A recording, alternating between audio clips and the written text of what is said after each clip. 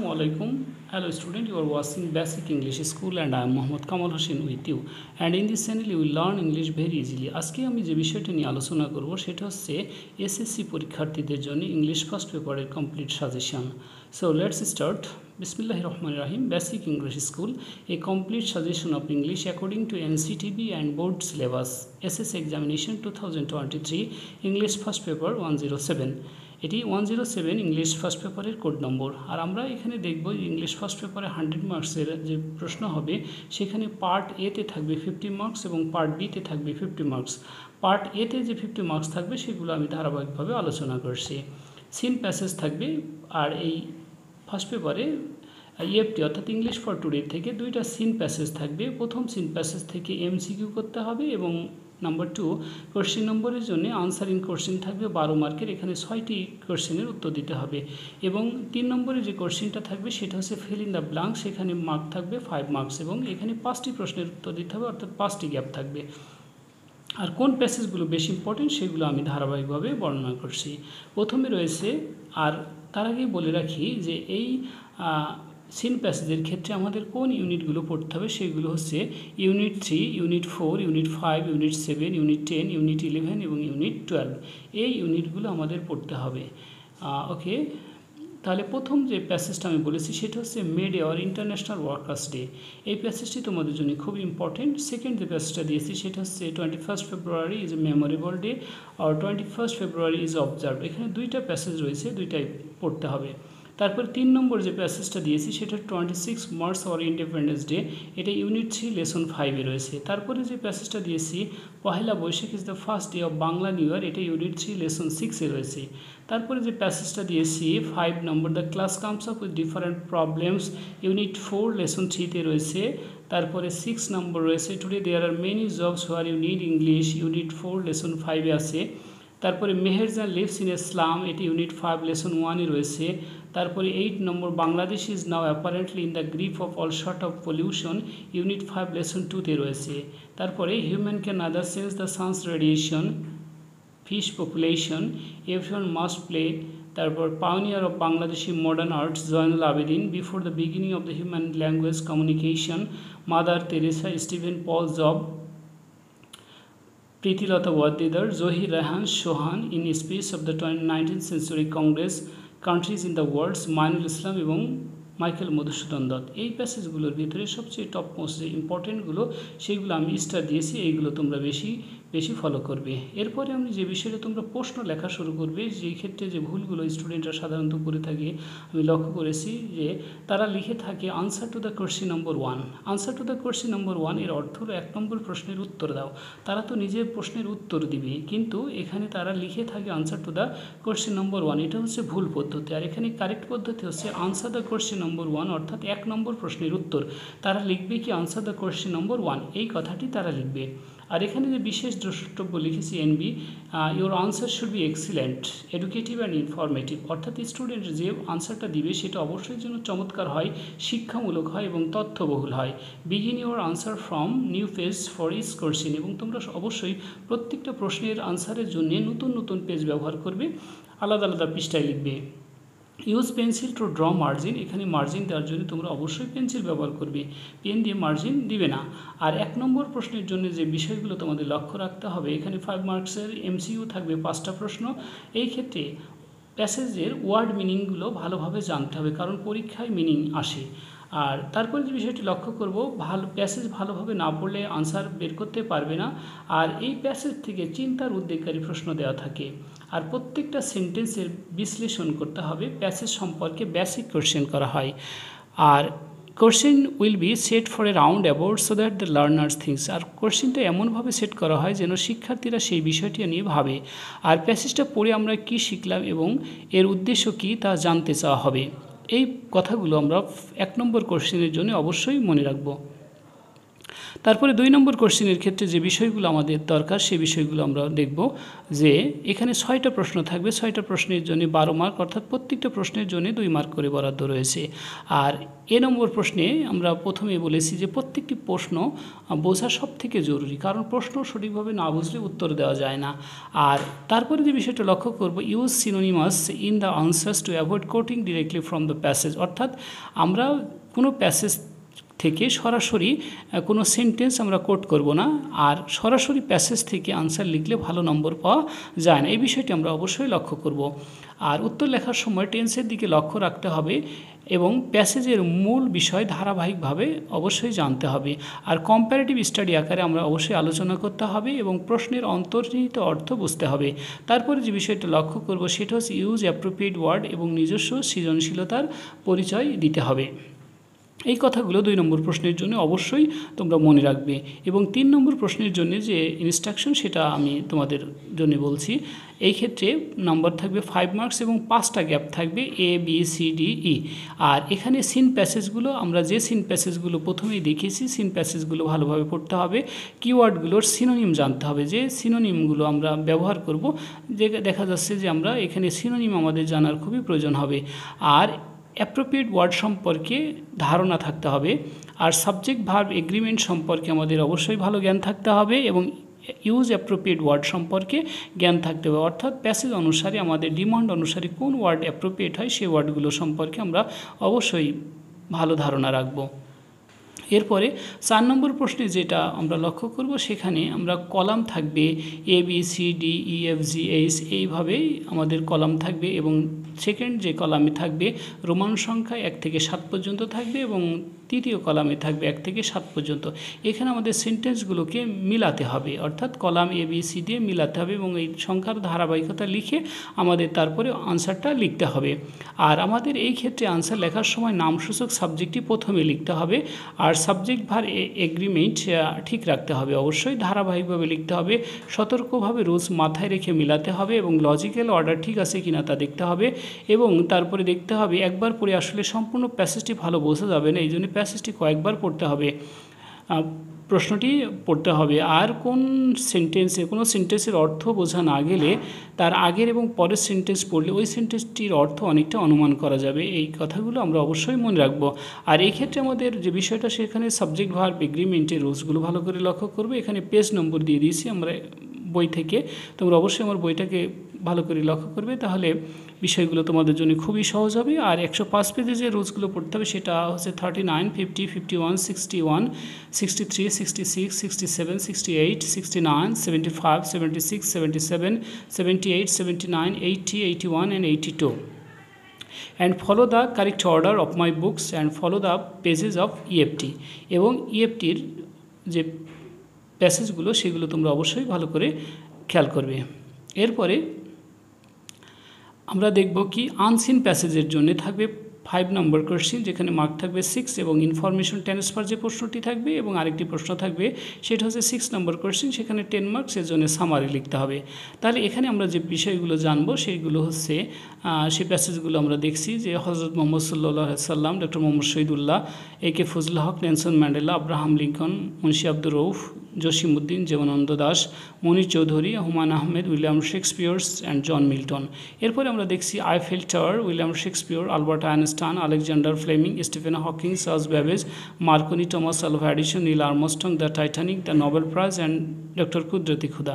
এখানে আমি যে বিষয়গুলো হাইলাইটস করেছি, স্টার দিয়েছি, সেগুলো তোমরা দেখবে। এখানে খুব অল্প সংখ্যক প্রশ্নের হাইলাইটেড করা রয়েছে এবং এখানে তোমরা যে বিষয়গুলো আমি বলছি এগুলো ফলো করলে যে কোনো প্রশ্নের উত্তর তোমাদের জন্য দেওয়া খুব সহজ হয়ে যাবে।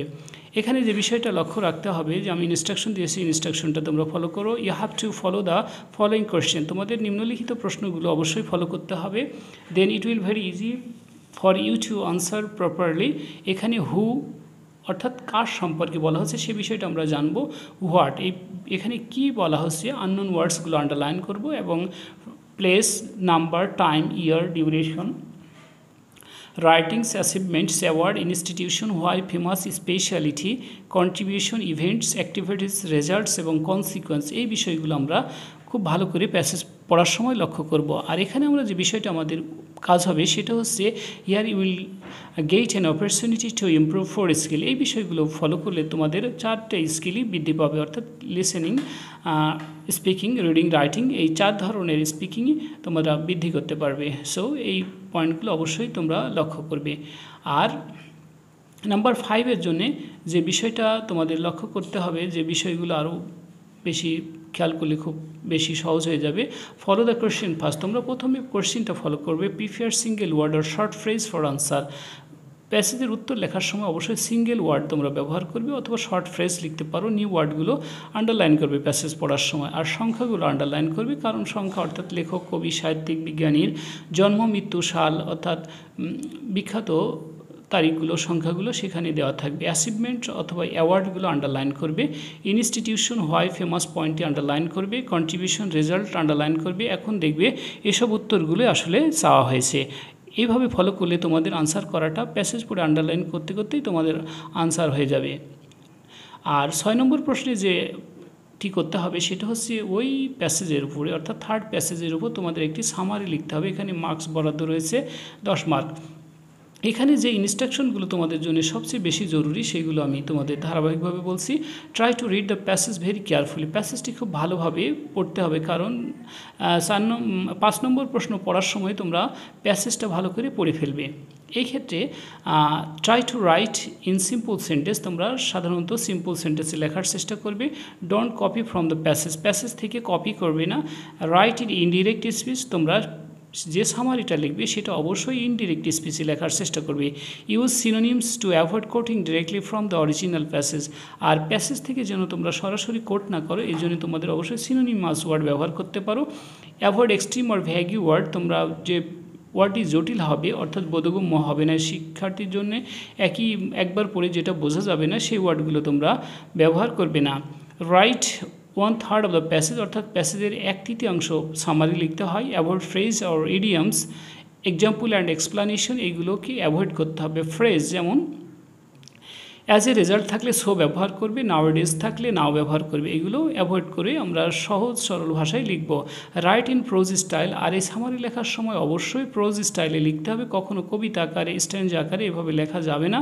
অবশ্যই তোমরা প্রোজ স্টাইলে লিখবে। অ্যাভয়েড ইররিলেভেন্ট আইডিয়া, অপ্রাসঙ্গিক কোনো কথা এখানে দেওয়ার প্রয়োজন নেই। Don't try to rectify or comment. এখানে কোনো কিছু সঠিক করতে অথবা তোমরা কোনো কমেন্ট করতে যাবে না। It is must to complete the main idea. অবশ্যই তোমরা মূল ধারণাটা যেন তোমার সামারির ভিতরে থাকে, অর্থাৎ প্যাসেজটা যেন সম্পূর্ণ হয় যে বিষয়ে লিখতে যাচ্ছ। এরপরে আমরা দেখব যে পার্ট বিতে 50 মার্কসের ভিতরে কোন বিষয়গুলো তোমরা ফলো করবে। এখানে পার্ট বিতে থাকবে 50 মার্কস, আর পার্ট বির প্রথম প্রশ্ন হবে 7 নম্বর কোশ্চেন, সেটা হবে প্যারাগ্রাফ। এই প্যারাগ্রাফে মার্ক থাকবে 14 মার্কস। এই 14 মার্কসের জন্য তোমাদের কিছু প্রশ্ন দেওয়া থাকবে, সেই প্রশ্নের আলোকে প্যারাগ্রাফটি লিখতে হবে। এখানে প্যারাগ্রাফ যেগুলো দিয়েছি সেগুলো হচ্ছে tea stall, book fair, our national flag, school magazine, winter morning, a rainy day, school library, traffic jam, তারপরে দিয়েছি load shedding, road accident, tree plantation, environment pollution, deforestation, farmer, street hawker and day labourer. আর এখানে আমি খুব অল্প সংখ্যক যেগুলো highlights করেছি, স্টার দিয়েছি, সেগুলো ইম্পর্টেন্ট এবং এইগুলো তোমরা পড়লে ইনশাআল্লাহ পরীক্ষায় কমন পাবে। আর try to find out keywords and it will help you to remember. এইখানে তোমাদের যে বিষয়টা লক্ষ্য রাখতে হবে যে প্যাসেজ অর্থাৎ প্যারাগ্রাফ পড়ার সময় তোমাদের অবশ্যই কিওয়ার্ডগুলো জানতে হবে, এবং এটা জানলে তোমাদের লিখতে গেলে খুব স্বাচ্ছন্দ্যে তোমরা প্যারাগ্রাফটা লিখতে পারবে। অবশ্যই আরেকটা কথা মনে রাখবে যে প্রশ্নগুলো দেওয়া থাকবে সেই প্রশ্নের আনসারগুলো যেন তোমার রাইটিংসের ভিতরে অবশ্যই থাকে। এরপরে যে প্রশ্নটি রয়েছে সেটা হচ্ছে 8 নম্বর কোশ্চেন, যেটা কমপ্লিটিং স্টোরি। এখানে মার্ক থাকবে 12 মার্কস। এখানে 2 ধরনের স্টোরি থাকে, তোমরা জানো যে এখানে একটা হচ্ছে কনভেনশনাল স্টোরি, আরেকটা হচ্ছে ইমাজিনারি স্টোরি। আর এই ক্ষেত্রে আমাদের শুধুমাত্র যে মোরাল লেসন দিতে হবে, যে সেগুলো আমরা জানি যে কনভেনশনাল স্টোরিতে দিতে হয়, শুধুমাত্র আরেকটা যেটা মানে ইমাজিনারি স্টোরি থাকে সেখানে অবশ্যই তোমরা একটা টাইটেল দিবে। উভয় ক্ষেত্রেই টাইটেল দিলেই তোমাদের লেখাটা গ্রহণযোগ্য হবে। আর এক্ষেত্রে যে স্টোরিগুলো আমি দিয়েছি, প্রথমে দিয়েছি dress does not make a man great and ফেলার is the pillar of success, unity is strength, it is easy to say but difficult to do, honesty is the best policy, devotion to mother, nobody believes elders, slow and steady wins the race, two rats and the monkey, the lion and the mouse, তারপরে দিয়েছি two friend and the bear, grapes are sour, acres child labors, grubs or loss all, the foolish crow and clever fox, golden tusk, consequence of laziness, honesty of a school boy, the ready wit of a boy, struggle of existence. এবং এখানে তোমাদের পাশে যে সংখ্যাগুলো page নম্বর দেওয়া রয়েছে এটা আমার রেফারেন্স বই, এবং আমার এই বই থেকে তোমরা সবগুলো খুব সহজেই, এখানে দুই ধরনের স্টোরি সন্নিবেশ ঘটানো হয়েছে, একটা হচ্ছে কনভেনশনাল স্টোরি এবং আরেকটি হচ্ছে ইমাজিনারি স্টোরি। এখানে অসংখ্য ইমাজিনারি স্টোরি দেওয়া রয়েছে, তোমরা বইটি ফলো করলে খুব সহজে তোমাদের জন্য কমপ্লিটিং স্টোরি সহ যে বিষয়গুলো বলেছি রাইটিং সব কিছুই তোমাদের জন্য খুব ইজি হয়ে যাবে। And practice imaginary story about hope and aspiration in conventional story it is not essential to write moral দেওয়াটা আসলে জরুরি নয়, you can write a title both in conventional and imaginary story, প্রত্যেকটা ক্ষেত্রে তুমি টাইটেল ব্যবহার করতে পারো।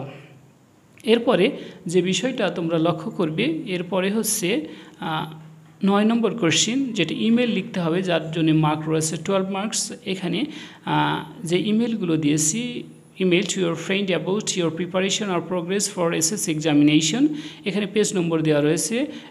to your friend about hospitality 3 number দিয়েছি brilliant success, 4 number historical interest study tour সম্পর্কে লিখবে, এবং তারপরে about Bangladesh and her people অথবা বাংলাদেশের ফুড খাবার সম্পর্কে লিখবে।